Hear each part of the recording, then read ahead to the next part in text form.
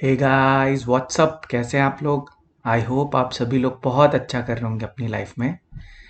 बच्चों, आज हम जो करेंगे सॉल्यूशंस चैप्टर हमने स्टार्ट कर दिया था, सबको पता है। दो वीडियोस मैंने सॉल्यूशन के डाल दिए हैं। एक बार मैं अभी लिंक दे दूंगा आपको डिस्क्रिप्शन में, प्लीज़ आप वो चेक कर लेना। सॉल्यूशन का जो पार्ट 1 था उसमें मैंने इंट्रोडक्शन और कंसंट्रेशन टर्म्स को डिस्कस किया है, और पार्ट 2 में मैंने डिस्कस किया है सॉलिबिलिटीज एंड हेनरीज लॉ को कवर किया है मैंने, ठीक है। तो प्लीज़ आप पहले वो वीडियो देखना। आज के वीडियो में बेटा क्योंकि मैंने प्रॉमिस किया है कि मैं केवल कॉन्सेप्ट्स नहीं पढ़ाऊंगा, मैं न्यूमेरिकल्स भी सॉल्व करवाऊंगा। तो आज जो हम क्वेश्चन सॉल्व करेंगे, अच्छा एक चीज़ देखो, आज हम करेंगे इन टेक्स्ट क्वेश्चन करेंगे। तो इन टेक्स्ट क्वेश्चन में ये 2.1 टू 2.7 है, तो ये 2.6 नहीं है, ये 2.7 7 क्वेश्चन यहाँ हो जाएंगे। और एनसीईआरटी के एक्सरसाइज के हम क्वेश्चंस करेंगे कंसंट्रेशन टर्म्स से रिलेटेड और सॉलिबिलिटी से रिलेटेड। तो 2.4 टू 2.9 क्वेश्चन तक करेंगे, ठीक है। और ये जो वीडियोस हैं ये 12th के बोर्ड्स लेवल के लिए भी इम्पॉर्टेंट हैं, जेई मेंस के लेवल के लिए भी इम्पॉर्टेंट है, और नीट के लिए भी लेवल के लिए इम्पॉर्टेंट है। तो जिन लोगों ने part 1 and part 2 of solutions नहीं देखे हैं वो प्लीज़ सीधे क्वेश्चन करने की कोशिश ना करें। अगर आपने कहीं से पढ़ रखा है तो ठीक है, फिर आप अटेम्प्ट कर सकते हो क्वेश्चंस को। दूसरी चीज़ जो मैं आपसे रिक्वेस्ट करना चाहता हूँ, पहले आप क्वेश्चंस को देखोगे, खुद से सॉल्व करोगे कॉपी पे। अगर आपसे क्वेश्चन सॉल्व हो जाता है तो आपको सॉल्यूशन देखने की कोई ज़रूरत नहीं है। पर अगर आपसे क्वेश्चन सॉल्व नहीं होता है तभी आप सॉल्यूशंस को देखो, ठीक है। और मान लो आपसे हो जाता है, आपको लगता है कि अच्छा इसमें कोई ट्रिक हो सकती है, तो फिर आप वो वीडियो देख लो, ठीक है। चलो बच्चों, हम आज का वीडियो शुरू करते हैं। मेरा नाम है सौरभ श्रीवास्तव और मैं आज का पहला क्वेश्चन, पहले हम सॉल्व करेंगे इन टेक्स्ट क्वेश्चन, फिर हम करेंगे एनसीईआरटी के क्वेश्चन, ठीक है। तो चलो हम पहला क्वेश्चन लेते हैं। देखो फर्स्ट क्वेश्चन क्या है, 2.1 है ये क्वेश्चन, ठीक है।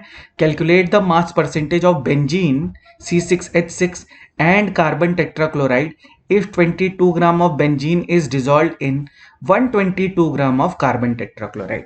तो पहली चीज तो ये समझो कि तुमसे पूछा है कि percentage weight by weight find out करना है। मास परसेंटेज का मतलब क्या होगा, परसेंटेज वेट बाय वेट। तो परसेंटेज वेट बाय वेट हम कैसे निकालते हैं, तो चलो हम निकाल लेते हैं। Percentage weight by weight of benzene अगर निकालना है, ठीक है, तो हम कैसे निकालेंगे। ऊपर हम क्या लिखेंगे, ऊपर हम लिखेंगे बेंजीन का वेट। तो ये बेंजीन का वेट कितना है, 22।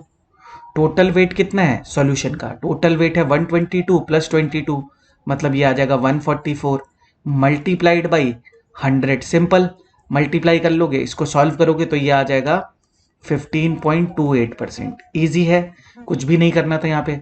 इसी तरह अगर तुम percentage weight by weight find out करोगे किसका, CCl4 का, तो CCl4 का वेट कितना है बेटा, देखो 122 ग्राम है, तो यहाँ से ले लो 122 डिवाइडेड बाई टोटल वेट कितना है 144 इंटू 100। एक तो तरीका ये हो गया, यहाँ से कर लेते। पर एक तरीका और है ना, 100 में से इसको 15.28 को माइनस कर देते तो ऑटोमेटिकली, जब दो ही कंपोनेंट हैं तो अगर मैंने एक कंपोनेंट निकाल लिया तो दूसरा कंपोनेंट निकालने के लिए मैं क्या कर सकता हूँ, 100 में से माइनस कर सकता हूँ, तो मेरी कैलकुलेशन बच जाएगी। जब तुम इसको सॉल्व करोगे तो ये वैल्यू आएगी अराउंड 84.72%। ईजी। तो देखो फर्स्ट क्वेश्चन हमने सॉल्व कर लिया है, बहुत ईजी क्वेश्चन था। चलो सेकंड क्वेश्चन पे आते हैं। बोला calculate the mole fraction of benzene in solution containing 30% by mass in carbon tetrachloride. चलो ये अच्छा क्वेश्चन है। सॉल्यूशन देखो क्या है, इसमें चीज़ों को हमें लिखना पड़ेगा। 30% बाई मास का मतलब क्या है, 30% बाई मास का मतलब है कि 30 gram of benzene, 30 gram of benzene present in 100 gram of solution, 100 gram of solution. तो मुझे सेकेंड चीज क्या निकालनी पड़ेगी, सॉल्वेंट का वेट। तो मैं निकाल लेता हूं वेट ऑफ CCl4। तो वेट ऑफ CCl4 बेटा कैसे निकालूंगा, टोटल सॉल्यूशन का वेट माइनस सॉल्यूट का वेट। तो 100 minus 30 which is equal to 70 gram. ये तो हो गया मेरा क्या, वेट। अब मुझे निकालना पड़ेगा सबसे पहले मोल्स ऑफ बेंजीन। तो मोल्स ऑफ बेंजीन कैसे निकालूंगा, मोल्स ऑफ बेंजीन निकालूंगा, वेट ऑफ बेंजीन कितना है 30 divided by molar mass of benzene. तो मोलर मास ऑफ बेंजीन कितना होगा बेटा, तुम सोचो C6H6 है ना, तो C6H6 का मतलब क्या, 12 इंटू 6 72 प्लस 6 मतलब 78। ठीक है। और मोल्स ऑफ CCl4 कितना होगा, तो मैं दोनों साथ में निकाल ले रहा हूँ। मोल्स ऑफ CCl4 होगा 70 डिवाइडेड बाई 154, तो ये आ जाएगा 154। अब इनको सॉल्व कर लो बेटा। तो 30 डिवाइडेड बाई 78 की वैल्यू आएगी, ये वैल्यू आएगी तुम्हारी अराउंड 0.39। ये वैल्यू आएगी तुम्हारी 0.39। फिर भी एक बार सॉल्व कर लेते हैं। 30 divided by 78 is equal to 0.39, ठीक है। 0.39 हो गई ये वैल्यू, या 0.38 ले लो, चलो 38 ले लो। और यहाँ से इसकी वैल्यू आएगी 70 divided by 154 is equal to 0.45। तो बस अगर दोनों के मोल्स आ गए, तो अगर मुझे मोल फ्रैक्शन ऑफ C6H6 लिखना होगा, तो मोल फ्रैक्शन ऑफ C6H6 क्या होगा, मोल ऑफ, तो ये हो जाएगा ना formula NC6H6 divided by moles of benzene plus moles of CCl4। तो यहाँ से जब मैं सॉल्व करूँगा तो ये वैल्यू आएगी 0.38 डिवाइडेड बाई 0.38 प्लस 0.45। अब इसको सॉल्व कर लेना बेटा, मैंने सॉल्व कर रखा है। तो ये वैल्यू आएगी अराउंड तुम्हारी 0.46। ये वैल्यू आएगी तुम्हारी 0.46। एक मिनट रुको। हाँ, तो ये वैल्यू आ जाएगी 0.83।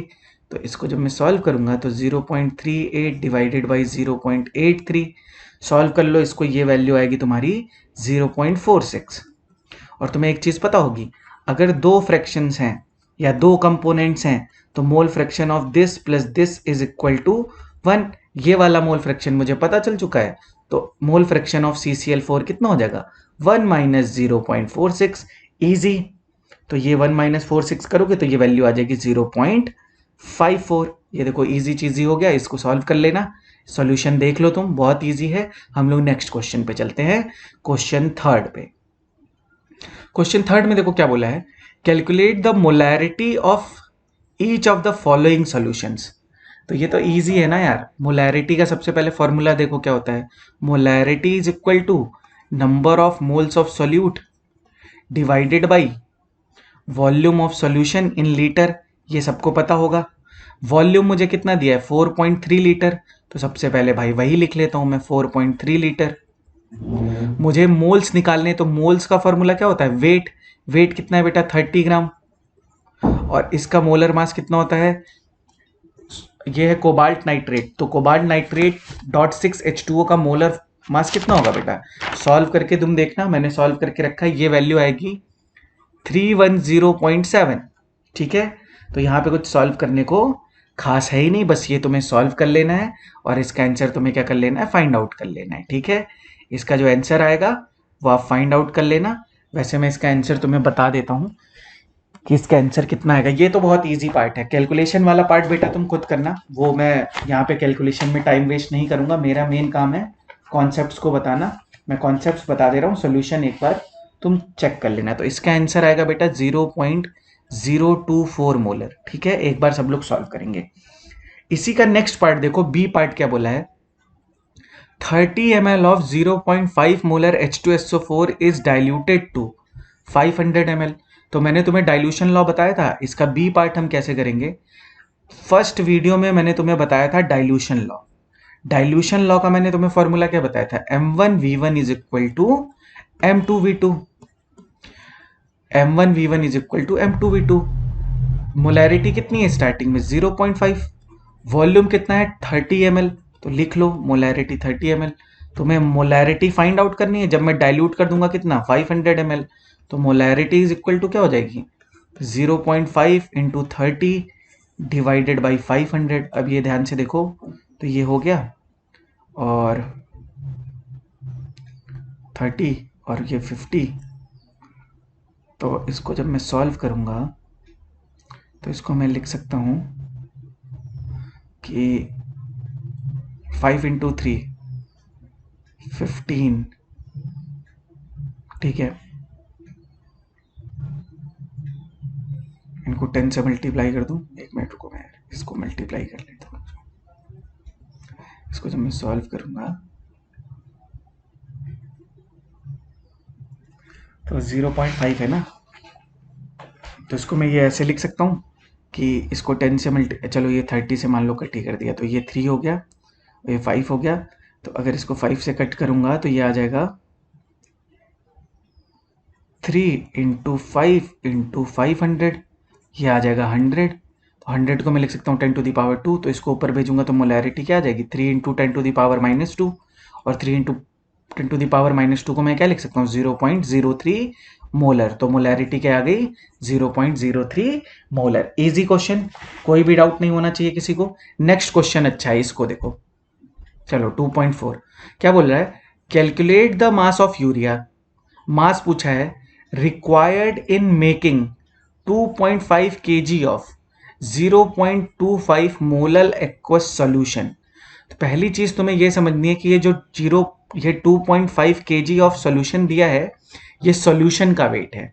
तो this is weight of solution कितना है, ये सॉल्वेंट का वेट नहीं है, ये सॉल्यूशन का वेट है। तो ये 2.5 kg, ठीक है, यहां पे हम आ गए।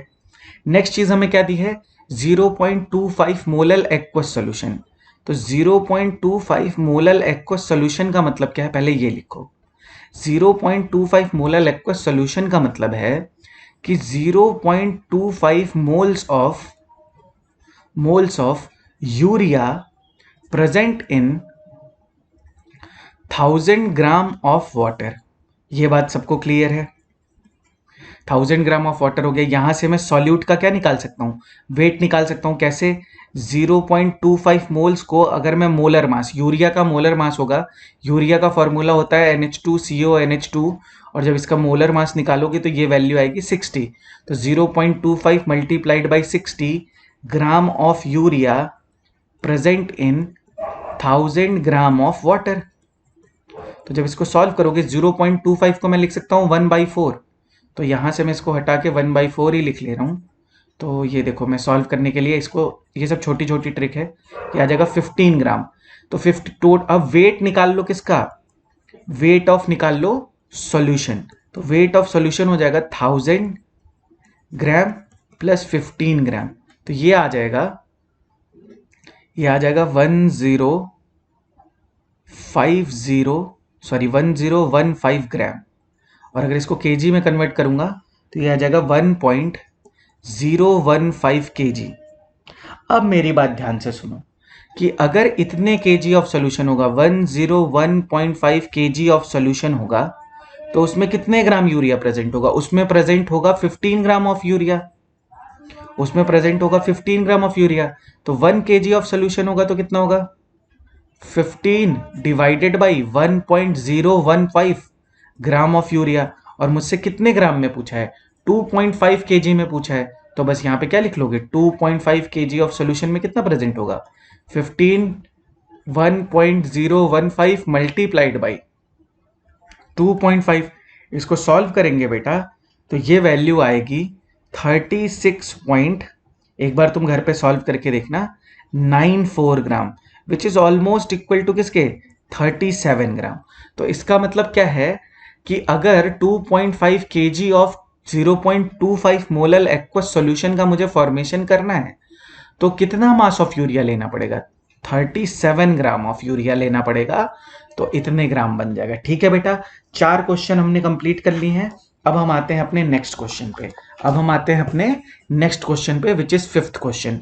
इसमें 3 पार्ट है मेरे ख्याल से, देखो, हाँ देखो इसमें देखो कितने पार्ट्स हैं, देखो 2.5 क्या बोल रहा है, calculate A molality, B molarity, C mole fraction of KI if the density of 20% mass by mass aqueous solution is 1.2 ग्राम पर ml। तो सबसे पहले मैं वही बोलता हूं, सबसे पहले जो क्वेश्चन दिया है उसमें से जो चीजें तुम निकाल सकते हो वो निकालो। जैसे 20% weight by wait aqueous KI का मतलब क्या है, इसका मतलब है कि 20 gram of KI present in 100 gram of solution. अब 100 ग्राम ऑफ एक्वस सॉल्यूशन है तो यहां से मैं वेट ऑफ सॉल्वेंट निकाल सकता हूं, वेट ऑफ सॉल्वेंट, और यहाँ पे अगर एक्वस सॉल्यूशन है तो सॉल्वेंट क्या होगा, वाटर होगा, तो वेट ऑफ सॉल्वेंट मेरा कितना आ जाएगा, 100 माइनस 20, तो ये आ जाएगा 80 ग्राम। यहां तक सबको समझ में आ गया होगा। अब मैं सबसे पहले क्या करूंगा, मोलैरिटी निकालूं या मोल फ्रैक्शन निकालूं, मुझे सबके लिए मोल्स निकालने पड़ेंगे, तो पहले मैं सबके मोल्स निकाल लेता हूं। तो मोल्स ऑफ बेटा के आई कितना हो जाएगा, मोल्स ऑफ के आई हो जाएगा 20 डिवाइडेड बाई 166। इसको सॉल्व कर लेना, तो ये आ जाएगा 2 डिवाइडेड बाई 16.6, और इसको जब फर्दर सॉल्व करोगे तो ये वैल्यू आ जाएगी 0.12। तो मोल्स ऑफ के आई कितना हो गया, 0.12। इसी तरह अब हम निकालेंगे मोल्स ऑफ वाटर, तो मोल्स ऑफ वाटर निकाल लो, तो moles of water is equal to हो जाएगा 80 डिवाइडेड बाई 18। अब इसको सॉल्व करोगे ये वैल्यू आएगी 4.44। तो दोनों के मैंने मोल्स निकाल लिए। अब सबसे पहले मैं निकाल लेता हूं क्या, सबसे पहले मैं निकाल लेता हूं मोलैलिटी। तो मोलैलिटी में क्या होता है, number of moles of solute which is 0.12। Weight of solvent मुझे पता है 80 ग्राम, पर 80 ग्राम में है, इसको मैं केजी में कन्वर्ट करूंगा तो 1000 ग्राम से क्या कर दूंगा, मल्टीप्लाई कर दूंगा। तो ये देखो 80 है, ये 1000 हो गया, इसको जब मल्टीप्लाई करूंगा तो ये हो जाएगा 12 डिवाइडेड बाई 8, और 12 डिवाइडेड बाई 8 का मतलब हो जाएगा 3.2, और 3.2 का मतलब हो जाएगा 1.5 मोलल। इजी, यहां तक सबको समझ में आ गया होगा। अब हम आते हैं मोलैरिटी पे। मोलैरिटी में आता है वॉल्यूम ऑफ द सॉल्यूशन। अब वो मैं कहां से निकालूं, तो तुमको पता होगा कि डेंसिटी इज इक्वल टू होता है मास अपॉन वॉल्यूम। तो वॉल्यूम क्या हो जाएगा, वॉल्यूम हो जाएगा मास अपॉन डेंसिटी। तो मास कितना है, अब मैं यहां से वॉल्यूम निकाल लूंगा सॉल्यूशन का, तो वॉल्यूम ऑफ सॉल्यूशन कितना हो जाएगा, मास है सॉल्यूशन का 100 ग्राम, 100 ग्राम को मैं किससे डिवाइड कर दूंगा, 1.2 ग्राम पर एम से डिवाइड कर दूंगा, तो वॉल्यूम ऑफ सॉल्यूशन आ गया इतना।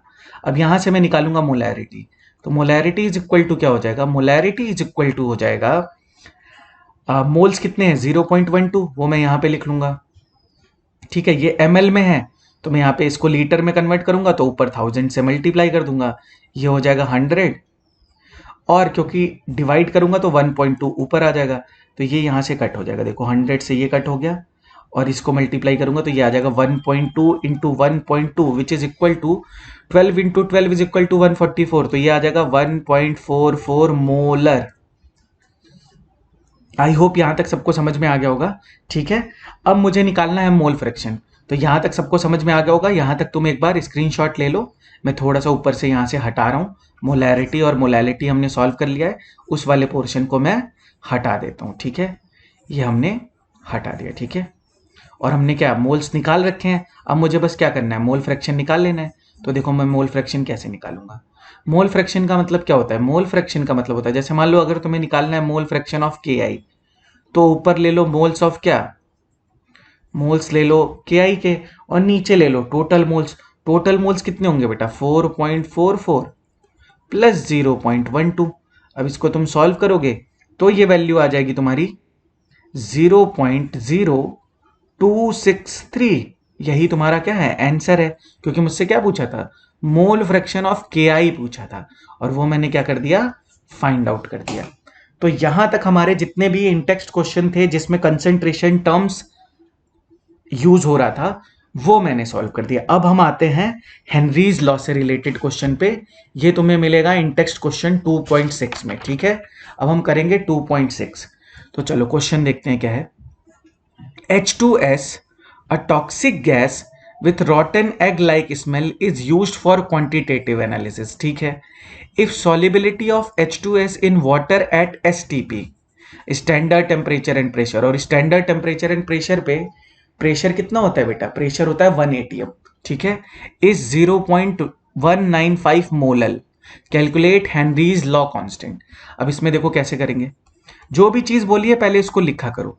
0.195 मोलल का मतलब क्या होगा, इसका मतलब होगा कि 0.195 moles of H2S present in, क्योंकि वाटर में सॉल्युबल है और मोलैलिटी, तो सॉल्वेंट क्या होगा, वाटर, तो इन 1000 ग्राम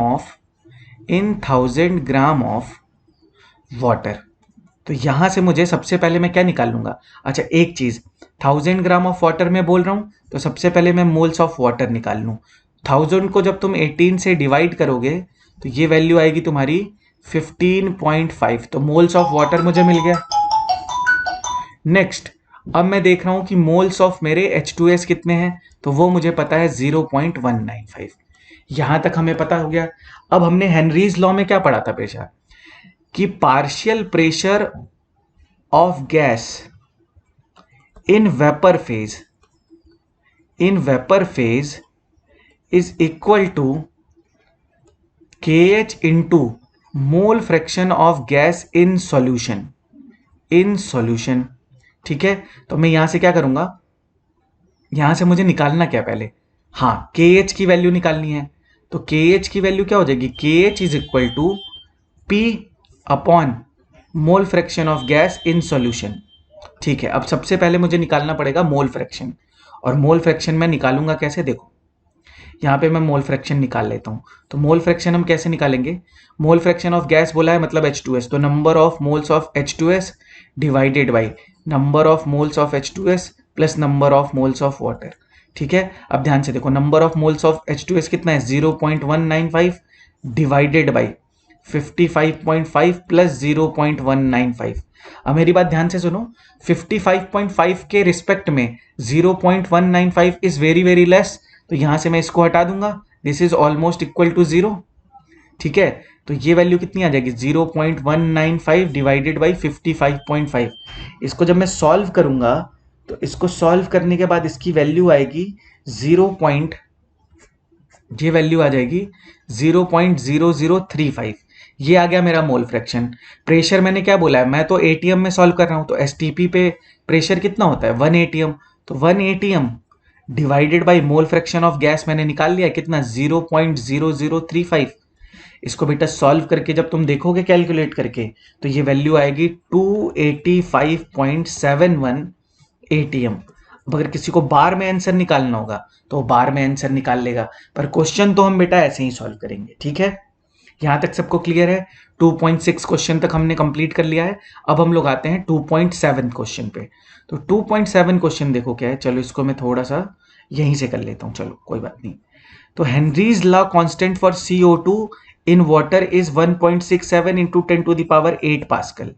तो मैं लिख लेता हूं, तो मुझे KH की वैल्यू दे दी है कितनी 1.67 इंटू 10⁸ पास्कल।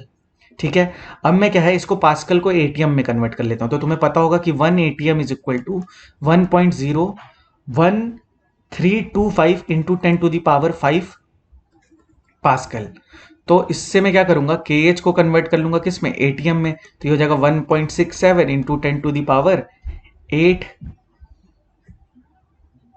पास्कल है ना। तो पास्कल को मैं डिवाइड कर देता हूं किससे, हाँ इसको मैं डिवाइड कर देता हूं 1.01325 इंटू 10⁵, तो ये आ जाएगा, सॉरी, तो ये कट होने के बाद ये वैल्यू आ जाएगी तुम्हारी 1.64 इंटू 10⁵ एटीएम। तो मैंने सबसे पहले क्या किया, क्योंकि यहाँ पे देखो ये एटीएम में है, तो या तो तुम्हें इसको पास्कल में कन्वर्ट करना पड़ता, मुझे एटीएम में कन्वर्ट करना इजी लगता है तो मैं एटीएम में कन्वर्ट कर लेता हूँ।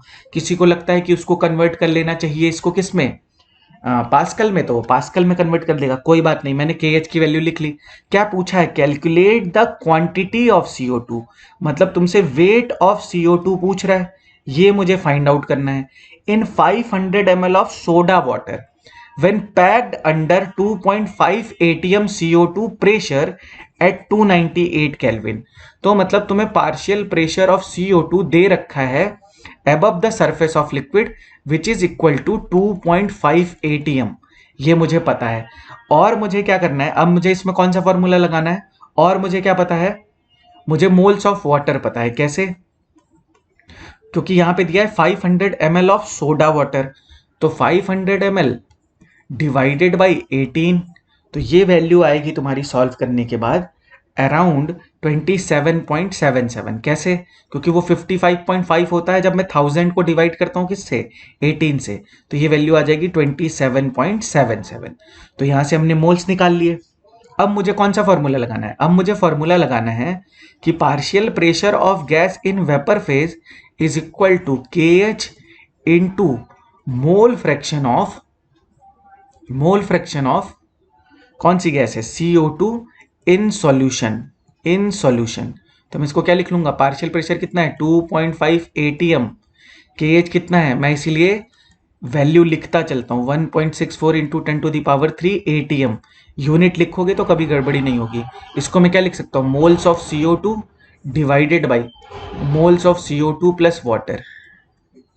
यहाँ तक क्लियर है सबको। अब इसको जब मैं सॉल्व करूंगा तो देखो क्या आएगा, moles of CO2 divided by moles of CO2 plus moles of water is equal to 2.5 divided by 1.64 into 10⁻³ और इसको जब मैं सॉल्व करूंगा तो ये वैल्यू ऑब्वियस सी बात है कि ये 1 से बड़ी वैल्यू आएगी, तो ये आएगी 1.52 इंटू 10⁻³ मोल फ्रैक्शन आ गया। अब मेरी बात सुनो, if this value is very very less, इसका मतलब क्या है कि denominator is very very high in comparison to number of moles of CO2, तो मैं ये बोल सकता हूं कि number of moles of CO2 is very very less than of number of moles of water. तो फिर मैं ये भी लिख सकता हूं कि number of moles of CO2 plus number of moles of water is almost equal to number of moles of water. तो यहां से मुझे क्या मिल जाएगा, number of moles of CO2 is equal to 1.52 into 10⁻³ into number of moles of water, और वो हमने कितना निकाला था 27.77। तो इसको मैं इसको क्या कर दूंगा, तो इसको मैं 27.8 ले ले रहा हूं डायरेक्टली, ठीक है। अब इसको जब मैं सॉल्व करूंगा तो ये हो जाएगा 1.52 इंटू 2.78 इंटू 10⁻²। तो इसको मैं बोल सकता हूँ, इसको जब मैं सॉल्व करूंगा तो ये वैल्यू आ जाएगी 4.22 इंटू 10⁻²। यहां तक सबको क्लियर है। अब मुझे निकालना है वेट, और अगर मुझे मोल्स पता है तो वेट कैसे निकालते हैं, मोलर मास से मल्टीप्लाई कर देंगे। तो वेट ऑफ CO2 बेटा कितना आ जाएगा, वो आ जाएगा 4.22 इंटू 10⁻² मल्टीप्लाइड बाई 44। तो ये वैल्यू आ जाएगी अराउंड, ये आएगी 18.56 इंटू 10⁻⁻1, मतलब 1.856, तो मतलब मुझको 1.6 ग्राम लिख लूंगा, ठीक है। इजी, यहां तक किसी को कोई प्रॉब्लम नहीं। सारे इन टेक्स्ट क्वेश्चन मैंने करा दिए हैं 2.7 तक। अब हम लोग पढ़ेंगे एक्सरसाइज की ओर। अब हमारा जो नेक्स्ट टॉपिक है वो हमने, क्योंकि एक्सरसाइज के क्वेश्चन भी बोले थे कंसंट्रेशन टर्म्स के और सॉल्युबिलिटी के। अगर किसी को बेटा इसमें कोई डाउट आएगा तो प्लीज वो मुझे कमेंट सेक्शन में बता देगा, मैं उनके डाउट्स को सॉल्व करने की कोशिश करूंगा। चलो ठीक है, नेक्स्ट क्वेश्चन उठाते हैं। उठाओ, खत्म करो, डिमोलिश करो, हटा दो, फेंक दो। चलो नेक्स्ट क्वेश्चन, यह है एक्सरसाइज का क्वेश्चन। एक्सरसाइज का क्वेश्चन है ये, एक्सरसाइज का क्वेश्चन है 2.4, ठीक है। चलो, क्यों मैंने 2.4 से क्यों लिया है, क्योंकि जो 2.1, 2.2 और 2.3 है वो थ्योरेटिकल क्वेश्चन है। उसमें पूछा है मोल फ्रैक्शन बताओ, मोलैरिटी बताओ, मोलैलिटी बताओ, सॉल्यूशंस बताओ, टाइप ऑफ सॉल्यूशंस बताओ, तो वो मैंने कवर करा दिया है। तुम वीडियो का सॉल्यूशन का पार्ट 1 देख लेना, वहां से तुम्हें पता चल जाएगा, तो क्यों फालतू में टाइम वेस्ट करें, ठीक है।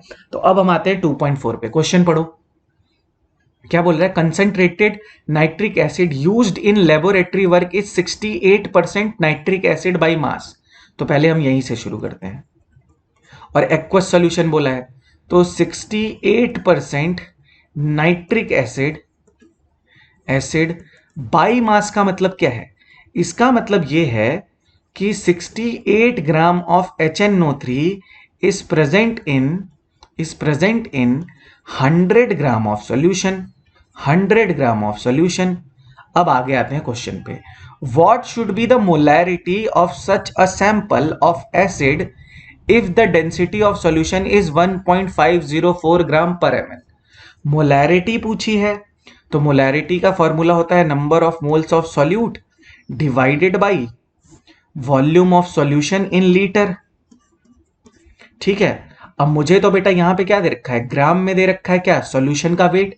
तो मुझे एक और फॉर्मूला पता है कि density is equal to mass upon volume, तो volume is equal to mass upon density.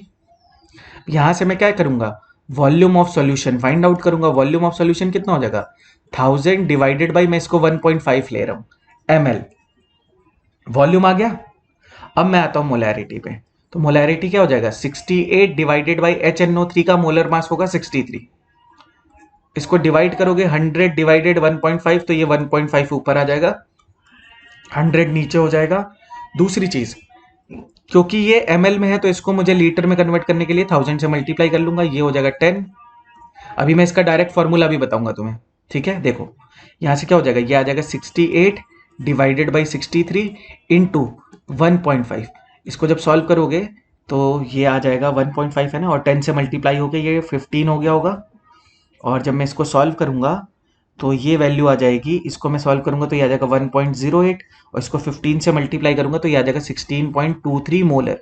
अगर तुमने फर्स्ट वीडियो देखा हो सोल्यूशन का तो मैंने डायरेक्ट बताया था कि अगर परसेंटेज वेट बाय वेट दिया है उसको डेंसिटी से मल्टीप्लाई करो, 10 से मल्टीप्लाई करो, और मोलर मास ऑफ सॉल्यूट से क्या कर दो। तो यहां से भी देखो वही आंसर आता। देखो परसेंटेज वेट बाय वेट कितना दिया है 68, डेंसिटी कितनी दी है 1.5, 10 से मल्टीप्लाई करके मोलर मास ऑफ सोल्यूट कितना होगा, मोलर मास ऑफ सोल्यूट होगा 63। आंसर वही आएगा। ये थोड़ा सा शॉर्ट ट्रिक है, तुम्हें शॉर्ट ट्रिक चाहिए तो देख लो, वैसे मैंने तुम्हें बेसिक भी बता दिया है, ठीक है। किसी को कोई डाउट नहीं होना चाहिए। 2.4 क्वेश्चन फिनिश हो गया। आते हैं 2.5 क्वेश्चन पे, जल्दी जल्दी करते हैं। A solution of glucose in water is label at 10% by weight. तो 10% वेट बाई वेट का मतलब क्या होगा कि 10 gram of glucose 10 gram of glucose 10 gram of glucose present in 100 gram of solution. पहली चीज तो मैं तुरंत लिख लेता हूं, ठीक है। अब तुमसे क्या पूछा है, what would be the molality and mole fraction of each component in solution if the density of solution is 1.2 ग्राम। तो सारी चीजें लिख लो। डेंसिटी ऑफ सोल्यूशन कितना है 1.2 ग्राम। तो वॉल्यूम ऑफ सोल्यूशन क्या हो जाएगा, वॉल्यूम ऑफ सोल्यूशन हो जाएगा 100 डिवाइडेड बाई 1.2 ml। तो ये भी मैंने कर लिया। तो तुम्हें फाइंड आउट करना है मोलैलिटी हो जाएगा, मोलैरिटी हो जाएगा, और क्या हो जाएगा mole fraction. Mole fraction each component का, तो तुम्हें मोल फ्रैक्शन ऑफ ग्लूकोज भी फाइंड आउट करना है, और क्योंकि एक्वस सोल्यूशन है तो तुम्हें मोल फ्रैक्शन ऑफ वाटर भी फाइंड आउट करना है। चार चीजें फाइंड आउट करनी है। तो सबसे पहले मुझे क्या निकाल लेना चाहिए, सबसे पहले मुझे निकाल लेना चाहिए मोल्स ऑफ ग्लूकोज, क्योंकि वो हर जगह यूटिलाइज होगा। तो मोल्स ऑफ ग्लूकोज कितना होगा C6H12O6 का मॉलिकुलर फॉर्म, ये तो मॉलिकुलर फॉर्मूला है ग्लूकोज का। मोलर मास होता है 180, तो ये हो जाएगा 10 डिवाइडेड बाई 180। सॉल्व करने की जरूरत नहीं है, 1/18 रखो, ठीक है। मोल्स ऑफ वाटर देख लेते हैं। मोल्स ऑफ वाटर कितना होगा यार, मोल्स ऑफ वाटर, क्योंकि ओ मोल्स ऑफ वाटर निकालना होगा ना, तो पहले मुझे वेट ऑफ वाटर भी तो निकालना पड़ेगा। तो 100 माइनस 10 करूंगा तो मुझे वेट ऑफ वाटर मिल जाएगा। तो 100 minus 10 is weight of water, क्योंकि वाटर इज सॉल्वेंट, और डिवाइड कर देंगे 18 से, तो ये वैल्यू आ जाएगी 5। अब मुझे जो भी चीजें चाहिए थी वो मैंने निकाल के रख ली हैं, अब मुझे बस पुट कर देनी है वैल्यू। सबसे पहले मैं आ जाता हूं मोलैलिटी पे। तो मोलैलिटी क्या होगी बेटा, मोलैलिटी होती है number of moles of solute divided by weight of solvent. यहां पे सॉल्वेंट क्या है वाटर इन केजी। तो ये क्या हो जाएगा 1/18 इंटू, क्योंकि बेटा ये आएगा 90 ग्राम, तो 90 ग्राम है, और यहाँ पे 1000 से क्या हो जाएगा मल्टीप्लाई हो जाएगा, तो ये हो जाएगा 100 डिवाइडेड बाई 18 इंटू 9। तो अब इसको हम सॉल्व करेंगे तो ये वैल्यू आएगी मेरी अराउंड 0.617 मोलर, 0.617 मोलर। कोई भी प्रॉब्लम नहीं है। मोलैलिटी पे आओ, मोलैलिटी पे आएंगे तो मोलैलिटी में क्या है, वॉल्यूम मैंने निकाल लिया है, ये मुझे पता है। देखो 1/18,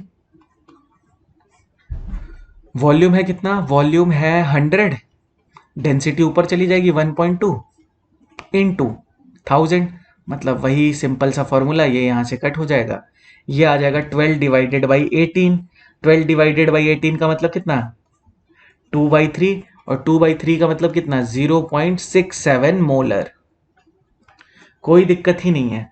अब निकालो मोल fraction of, mole fraction of, mole fraction of, हाँ मोल फ्रैक्शन ऑफ ग्लूकोज निकाल लो।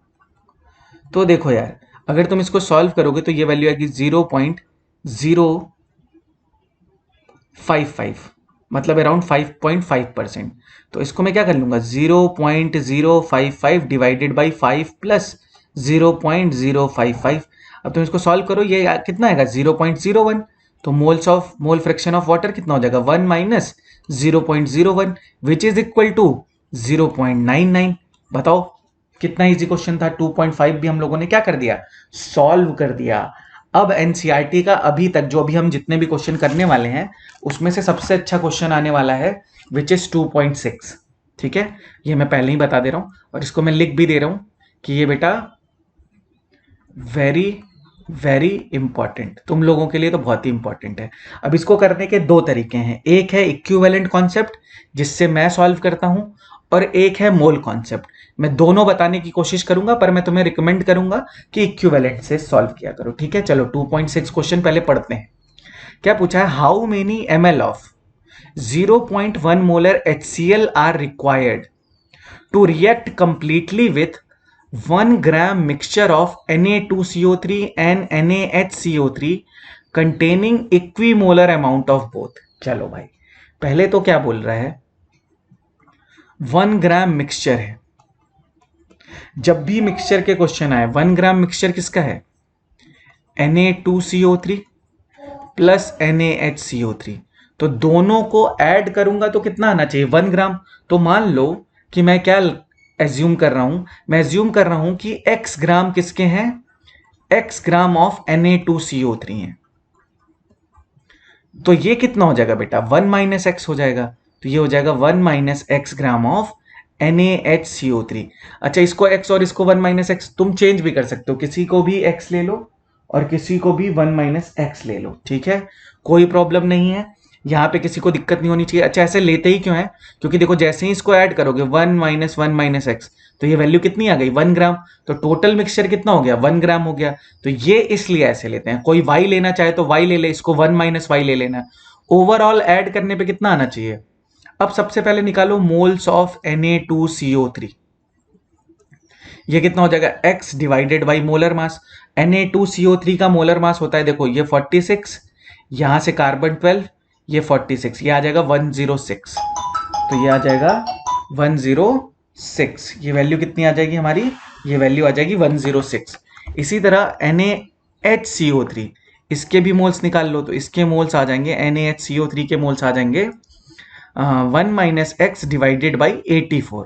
अब मेरी बात ध्यान से सुनना, इसके बाद क्वेश्चन अच्छा शुरू हो रहा है। क्या बोल रहा है, equimolar amount of both present है, मतलब moles of Na2CO3 is equal two moles of NaHCO3। दोनों के मोल्स क्या है, इक्वल है। तो मैं बोल सकता हूं कि x divided by 106 is equal to 1 minus x divided by 84। अब इसको सॉल्व कर लो तो ये हो जाएगा 84x is equal to 106 minus 106s। इससे मैं क्या निकाल सकता हूं, तो ये हो जाएगा 190x इज इक्वल टू 106। तो x is equal to 106 divided by 190। तो यहां से एक्चुअल में कितना अमाउंट प्रेजेंट है Na2CO3 का और NaHCO3 का, वो हम फाइंड आउट कर लेंगे। तो जब मैं इसको डिवाइड करूंगा तो ये वैल्यू आएगी 0.558 ग्राम। तो अगर x की वैल्यू इतनी है तो मतलब वेट ऑफ, अब यहां से मैं एग्जैक्ट मोल निकाल सकता हूं, तो 1 माइनस एक्स की वैल्यू कितनी होगी, तो वेट ऑफ NaHCO3 कितना हो जाएगा, तो वेट ऑफ NaHCO3 हो जाएगा 1 minus 0.558 which is equal to 0.442 gram. I hope यहां तक सबको समझ में आ गया होगा। एक बार स्क्रीनशॉट ले लो, मैं इसको रब करता हूं फिर आगे बढ़ता हूं। ठीक है, चलो ऊपर से मैं रब कर देता हूं। ये वाला तो पोर्शन हमने समझ ही लिया, कोई दिक्कत ही नहीं है। अब देखो करना क्या है। अब ऑब्वियस सी बात है, अगर तुम्हें पता हो तो पहले मैं तुम्हें बता ही देता हूँ। रुक जाओ, ये हो गया। चलो यहां से देखते हैं फिर।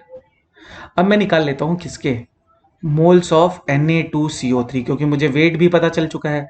तो मोल्स कितने हो जाएंगे, 0.558 डिवाइडेड बाई 106। और मोल्स ऑफ NaHCO3 कितने हो जाएंगे, मोल्स ऑफ NaHCO3 हो जाएंगे तुम्हारे 0.442 डिवाइडेड बाई 84। यहां तक सबको क्लियर है। अब मैं जो बात बोल रहा हूं बहुत ध्यान से सुनना। According to equivalent concept, equivalent of acid is equivalent to equivalent of bases। अब मेरी बात अगर तुम्हें पता हो, अब मैं एक इक्वेशन लिख के दिखा रहा हूं, तो उसको ध्यान से देखो। HCl जो है एसिड है, और यहां पे जो NaHCO3 और Na2CO3 है, ये किसकी तरह बिहेव करेंगे? बेस की तरह बिहेव करेंगे।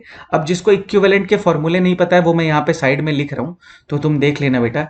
एक इक्विवेलेंट का फॉर्मूला होता है moles into n factor, moles into n factor, और एक इक्विवेलेंट का फॉर्मूला होता है normality into volume in litre.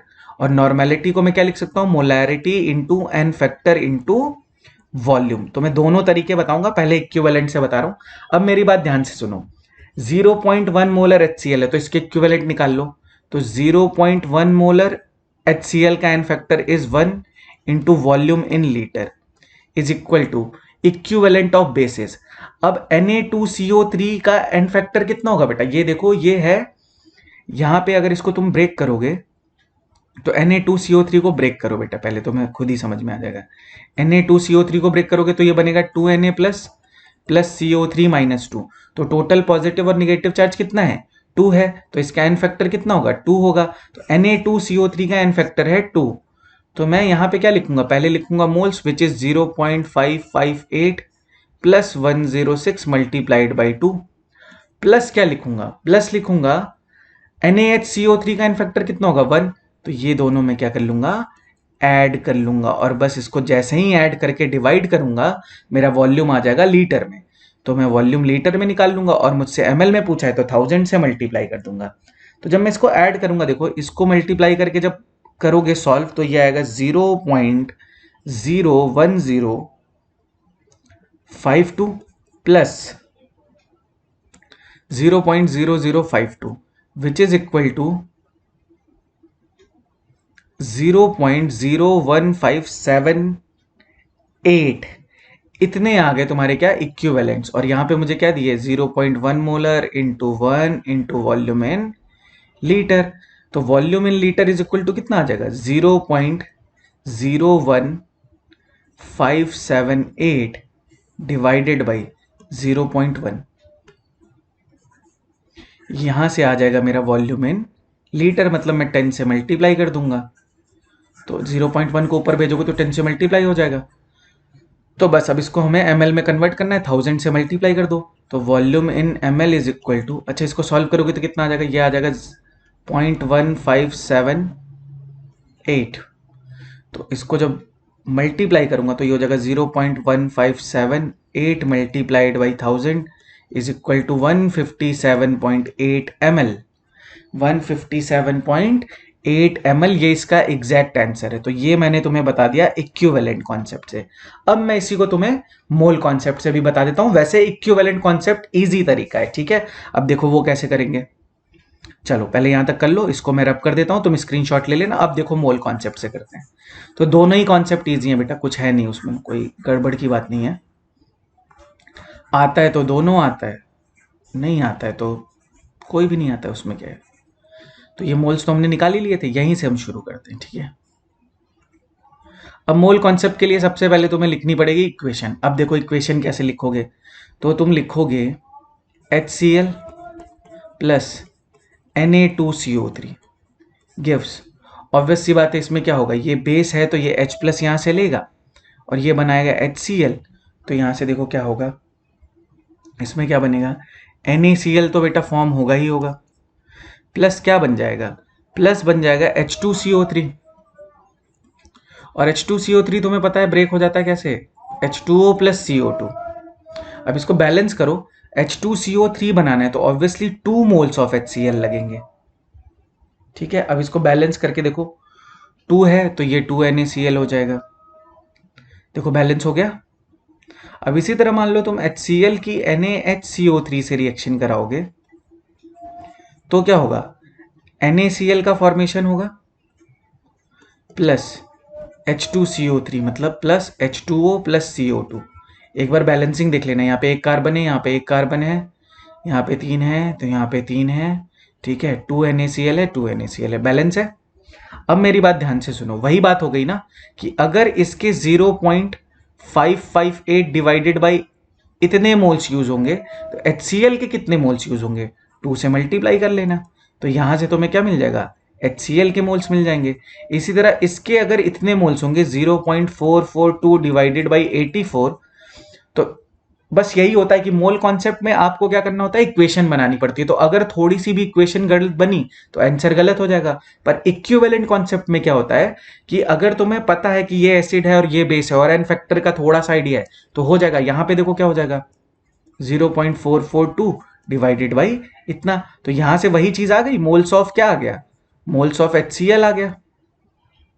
Moles of HCl कितना आ जाएगा, वही जाके चेक करना, इक्विवेलेंट कॉन्सेप्ट में सेम चीज आई थी, यही चीज आई थी। प्लस प्लस हो जाएगा ये 0.442 डिवाइडेड बाई 84। अब इसको तुम सॉल्व करोगे तो ये आंसर आएगा तुम्हारा 0.01578 मोल्स आ गए, किसके, HCl के। इसके बाद फिर बस तुम्हें वॉल्यूम निकालना है, तो मैंने मोल्स निकालना तुम्हें बता दिया, आ गया, मोल्स आ गया। अब तुम्हें पता है कि 0.1 मोलर दिया है HCl, तो 0.1 मोलर HCl का मतलब क्या है, 0.1 मोलर HCl का मतलब है कि 0.1 मोल्स यूटिलाइज हो रहे हैं, कितने में प्रेजेंट है वो, तो यही तो लिखोगे 0.1 mole of 0.1 molar HCl present in 1000 ml of solution. तो 1 में कितना होगा, 1 मोल ऑफ कितने में प्रेजेंट होगा, तो 1 मोल प्रेजेंट होगा कितने में, 1000 डिवाइडेड बाई 0.1, और इसको मल्टीप्लाई कर दूंगा किससे, तो अगर 0.01578 मोल्स ऑफ 0.1 मोलर HCl होगा तो बस इसको इससे क्या कर दूंगा, मल्टीप्लाई कर दूंगा, तो 1578, आंसर कितना आ जाएगा 157.8 ml। तो मैंने तुम्हें इक्विवेलेंट कॉन्सेप्ट से भी बता दिया और मैंने तुम्हें किससे बता दिया, मैंने तुम्हें मोल कॉन्सेप्ट से भी बता दिया। तो तुम्हें जो अच्छा लगे बेटा तुम मुझसे सॉल्व कर लो, मुझे कोई प्रॉब्लम नहीं है। पर अगर तुम मुझसे पूछो कि कौन सा इजी मेथड है, तो इक्विवेलेंट कॉन्सेप्ट जो है वो इजी मेथड है रिलेटिवली, मुझे वो इजी लगता है तो मैं उससे सॉल्व कर लेता हूं। चलो question 2.7, a solution is obtained by mixing 300 gram of 25%। तो इसको मैं तुम्हें फिगर से थोड़ा सा समझा देता हूं। जैसे मान लो एक सॉल्यूशन है वो 25% है बाई मास, तो उसी को हम क्या बोलते हैं, वेट बाई वेट, और उसका है 300 ग्राम। और दूसरा सॉल्यूशन है वो है 400 ग्राम, 40% सॉल्यूशन बाई मास, मतलब 40% वेट बाई वेट 400 ग्राम। ये दो सॉल्यूशन है। बोला है calculate the mass percentage of the resulting solution. जब मैं दोनों को मिक्स कर रहा हूं तो मेरा एक रिजल्टिंग सॉल्यूशन बन रहा है।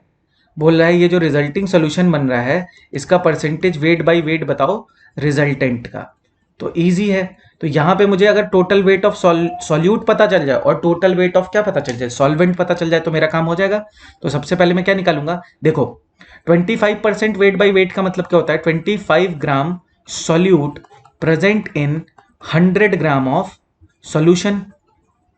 पर अगर मैं यहां पे पूछूं कि इस वाले सॉल्यूशन में कितना होगा वेट ऑफ सॉल्यूट, तो ऑब्वियस सी बात है अगर 100 ग्राम में 25 प्रेजेंट है तो 300 ग्राम में कितना होगा, 25 इंटू 3, ये आ जाएगा 75 ग्राम। इसी तरह अगर यहां पे मैं तुमसे पूछूं कि वेट ऑफ सॉल्यूट कितना होगा, तो यहां पे वेट ऑफ सॉल्यूट होगा 40 इंटू 4, मतलब 160 ग्राम। तो टोटल जब मिक्स करूंगा, यहां पे जब मिक्स करूंगा तो इसमें टोटल वेट ऑफ सॉल्वेंट कितना हो जाएगा, टोटल वेट ऑफ सॉल्वेंट कितना हो जाएगा, या टोटल वेट ऑफ सॉल्यूट कितना हो जाएगा, टोटल वेट ऑफ सॉल्यूट हो जाएगा 160 plus 75 which is equal to 235 gram.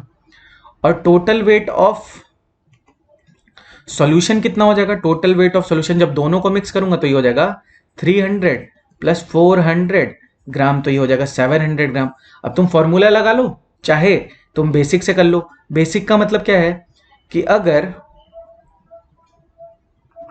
235 gram of solute present है 700 ग्राम ऑफ सॉल्यूशन में, तो 100 में कितना प्रेजेंट होगा, तो 100 ग्राम में जो प्रेजेंट होता है उसी को हम क्या बोलते हैं, उसी को बोलते हैं परसेंटेज। तो ये क्या हो जाएगा, ये डिवाइडेड बाई 700 इंटू 100।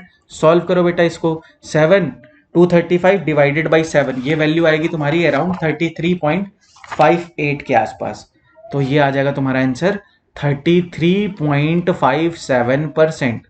तो ये हो गया तुम्हारा 2.7 क्वेश्चन कुछ नहीं है। जब दो सॉल्यूशन को मिक्स करेगा तो जो रिजल्टेड सॉल्यूशन होगा इसका सॉल्यूशन का वेट निकाल लेना और इसमें जितना सॉल्यूट प्रेजेंट होगा उसका वेट निकाल लेना, दोनों को सॉल्व कर लेना, तुम्हारा आंसर आ जाएगा। ठीक है, तो क्या मैं एक होमवर्क दे दूं तुम्हें?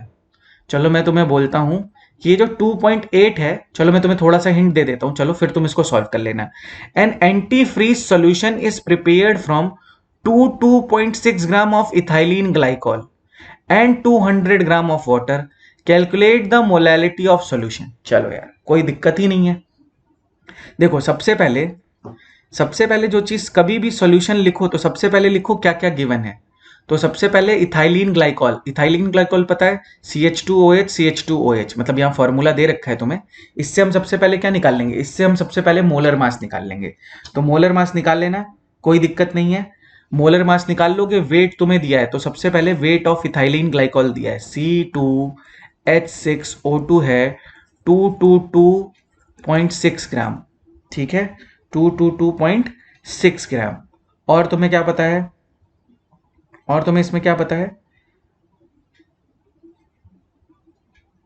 एक मिनट रुकना यार, इसमें तुम्हें पता है वेट ऑफ सॉल्वेंट पता है। वेट ऑफ सॉल्वेंट कितना है बेटा, वेट ऑफ सॉल्वेंट है 200 ग्राम।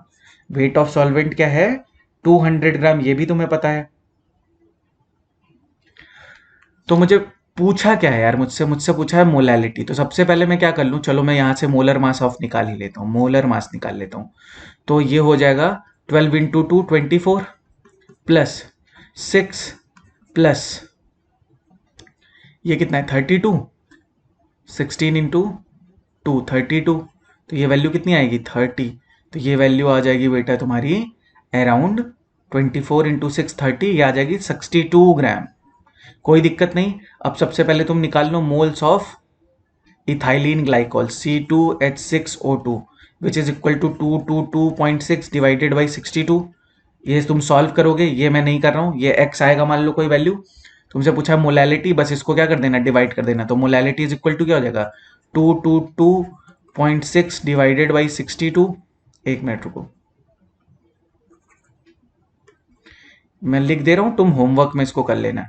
62 ये हो गया मोल्स डिवाइडेड बाई 200 ग्राम है, 200 यहां लिखो, 1000 यहां लिखो। तो ये क्या हो जाएगा, ये हो गया 5। यहां से मुझे क्या मिल जाएगी, यहां से मुझे मिल जाएगी मोलैलिटी। यहां से मुझे क्या मिल जाएगी, मोलैलिटी मिल जाएगी। बेटा सॉल्व कर लेना, या 1 मिनट दो मैं सॉल्व भी कर देता हूँ। ठीक है, चलो मैं कर देता हूँ। 222.6 divided by 62 is equal to 3.59। 3.59 into 5, 3.59 into 5 is equal to 17.95 molal, 17.95 molal. तो आप एक बार इसको चेक करो। अब इसके बाद हम आते हैं, मोलैलिटी पूछा है, तो मोलैलिटी पूछा है ना, और डेंसिटी मुझे दे रखी है, मोलैलिटी मुझे पता है, और मुझे क्या निकालना पड़ेगा, मुझे निकालना पड़ेगा मोलैरिटी। मतलब मुझे, अरे ये तो इजी है ना यार, मोलैलिटी दी है तो मोलैरिटी तो मैं निकाल सकता हूँ ना, एक तुम्हें सिंपल सा वो बताया था। चलो इसका मतलब क्या है, इसको ऐसे समझो। अच्छा 1 मिनट रुको, मैं 1 मिनट में बताता हूँ तुम्हें। अब देखो हम क्या करेंगे, यहां तक तो सबको समझ में आ गया होगा। अब क्या करेंगे, सबसे पहले तुम एक चीज समझो, मुझे मोलैरिटी निकालना है ना। तो मोलैरिटी में मुझे क्या चाहिए, ऊपर तो चाहिए number of moles of solute, ये चीज तो हमने निकाल ही रखी है। नीचे चाहिए वॉल्यूम ऑफ सॉल्यूशन। तो सबसे पहले मुझे वॉल्यूम ऑफ सॉल्यूशन निकालना है, तो पहले मुझे वेट ऑफ सॉल्यूशन पता होना चाहिए। तो सबसे पहले मैं क्या निकाल लूं, सबसे पहले मैं निकाल लूं वेट ऑफ सॉल्यूशन। तो वेट ऑफ सॉल्यूशन कैसे निकालूंगा, सॉल्यूट का वेट प्लस सॉल्वेंट का वेट। तो ये हो जाएगा 222.6 प्लस 200। तो ये वैल्यू आ जाएगी मेरी, ये वैल्यू ऐड कर लो कितनी आ जाएगी, ये वैल्यू आ जाएगी 422.6। तो ये वैल्यू आ गई 422.6 ग्राम। यहां तक हो गया वेट ऑफ सॉल्यूशन। अब मैं ऊपर से थोड़ा सा रब कर रहा हूं, आप स्क्रीनशॉट ले लेना। यहां तक तो सबको पता ही चल गया है। ठीक है, मोलर मास हमने निकाल ही लिया है, मोल्स भी निकाल लिया है, मोल्स भी निकाल लिया है। तो ये आया था अपना मोल्स 3.59, यहाँ तक हमने कर लिया। वेट ऑफ सॉल्यूशन पता चल गया, मुझे वॉल्यूम ऑफ सॉल्यूशन निकालना है। तो वॉल्यूम ऑफ सोल्यूशन कैसे निकालूंगा, वेट डिवाइडेड बाई डेंसिटी, तो 422.6 डिवाइडेड बाई 1.072। अरे यार इतनी छोटी डेंसिटी देने की क्या जरूरत है मेरे भाई, 1.072। अब बच्चों को सॉल्व करने में प्रॉब्लम होगी, मैं तो कैलकुलेटर से मान लो कर भी दूंगा। तो 394.21 ml सॉल्व कर लेना बच्चों, थोड़ा सा कैलकुलेशन थोड़ा सा अजीब है, ठीक है, कोई दिक्कत नहीं है, कैलकुलेटर से कर लेना। वॉल्यूम ऑफ सोल्यूशन हो गया। अब मुझे बस क्या करना है, मोलैरिटी निकालनी है। तो मोलैरिटी इज इक्वल टू क्या हो जाएगा, मुझे पता है ये हो गया 3.59, ये है ml में, तो 394.21 इंटू 1000 से मल्टीप्लाई कर लूंगा। इसको सॉल्व करूंगा तो मेरा आंसर आ जाएगा बेटा 9.1 मोलर।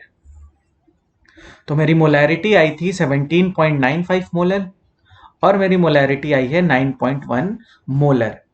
लास्ट क्वेश्चन है 2.9, जल्दी से खत्म करते हैं। और ये हमारा आज का जितना भी है, तो मैंने 2 वीडियो बनाए थे पहले, ताकि मैं कैसे कर रहा हूँ इस चीज को समझो। पहले मैं कॉन्सेप्ट पढ़ा रहा हूँ और उससे रिलेटेड जितने भी क्वेश्चन है वो मैं करा दूंगा। तो अभी मैंने एनसीईआरटी लेवल के क्वेश्चन कराए हैं। हो सकता है कि नेक्स्ट वीडियो जो मैं बनाऊं वो वेपर प्रेशर ऑफ सोल्यूशन पढ़ाऊं, पर उसके बाद फिर मैं तुम्हें जेई और नीट के क्वेश्चन सॉल्व कराऊंगा। तो इसी सीक्वेंस में वीडियो आता रहेगा। वीडियो कैसे आएगा, 1-2 कॉन्सेप्ट के वीडियो आएंगे, उसके बाद फिर 1-2 वीडियो आएंगे तुम्हारे क्वेश्चन सॉल्विंग के भी, क्योंकि बेटा पढ़ने के लिए बहुत सारा मटेरियल है यूट्यूब पे।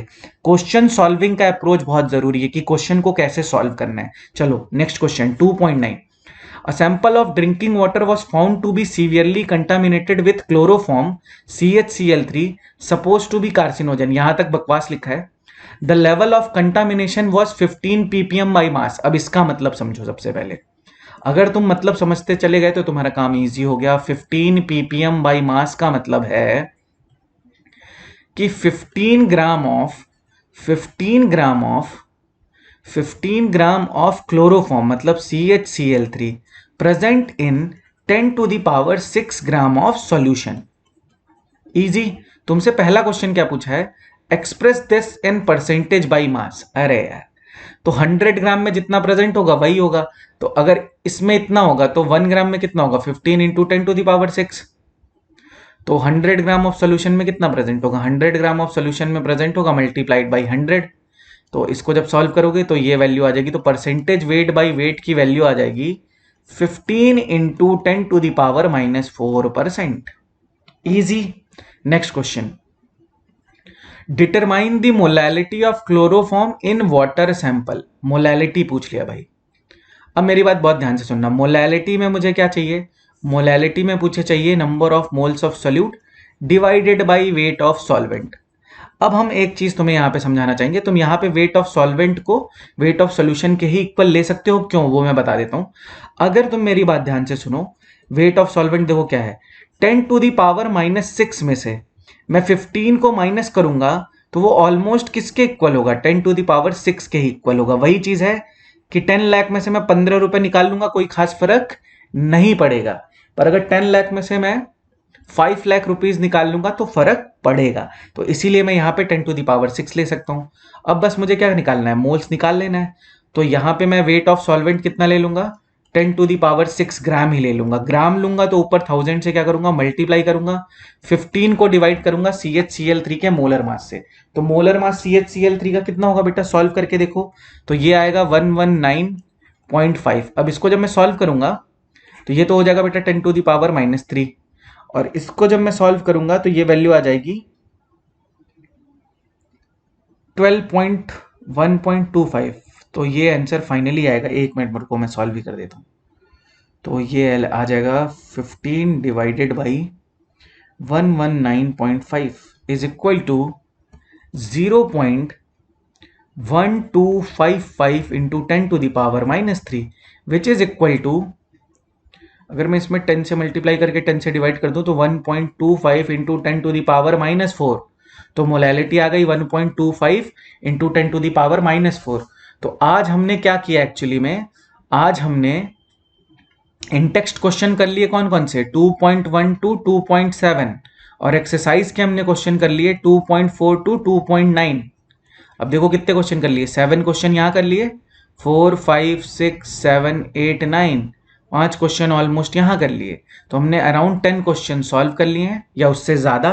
तुम एक बार वीडियो को देखो, अच्छा लगा तो प्लीज़ कमेंट सेक्शन में मुझे बताओ, बुरा लगा तो भी कमेंट सेक्शन में बताओ। वैसे मैंने अपनी ओर से ट्राई किया है कि सबको सारी चीज़ें समझ में आ जाए, एक्सप्लेन अच्छे से किया है। एक बार आप वीडियो को देखें। मैं आज का वीडियो यहीं पे फिनिश करता हूँ। नेक्स्ट वीडियो हो सकता है कि मैं IIT जेई और नीट के प्रॉब्लम सॉल्विंग कराऊं, जो 2 वीडियो मैंने बना दिए हैं।